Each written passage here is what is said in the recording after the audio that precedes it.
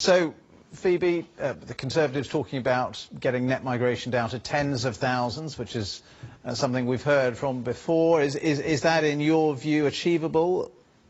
Well, it's not really clear from this manifesto, at least. The policies that are in the manifesto seem very similar to the policies we've had for the past 6 years. And we know that non-EU migration remains pretty high still. We've kept the international students within the target, which was a substantive part of that number. The policies around family reunion, which propose to lift the amount that people who can sponsor migrants from abroad make them have to earn more before they can sponsor spouses. We've also sort of tried that route.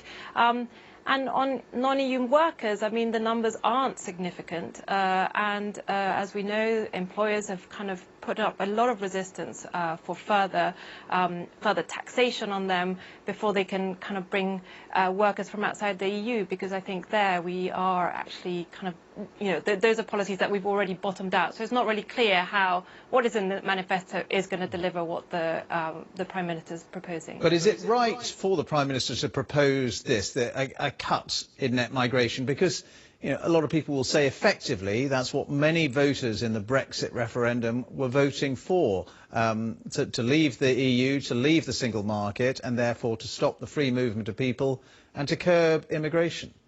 Yes, and the Prime Minister has also said that she wants to get a good deal for Britain, and it's very clear that free movement from within the European Union has to be in the mix when we go to the negotiating table. The levels of access we get to the single market in the European Union is going to be conditional on the sort of number of compromises we're able to make around free movement. So, just promising that we will bring down migration, at whatever cost is pretty problematic. You think it's going to be very difficult to keep that promise, even if we do leave the single market? I think it is going to be very difficult. I mean, migration is very much part of our economy and our society. This is why the numbers are very high. So, because businesses need workers from abroad. I mean, in particular from the EU. I mean, a number of sectors of our economy are now highly reliant on EU migrants. The government itself can't quite sort of pinpoint which sectors will see significant restrictions. And as I've said already, the levels of economic migration from outside the EU aren't particularly high, which is the type of immigration that the government does have control over. So it is very hard to sort of understand what exactly the strategy behind this net migration target would be moving forward. Thank you for being with us. Phoebe Griffith there from the Institute for Public Policy Research.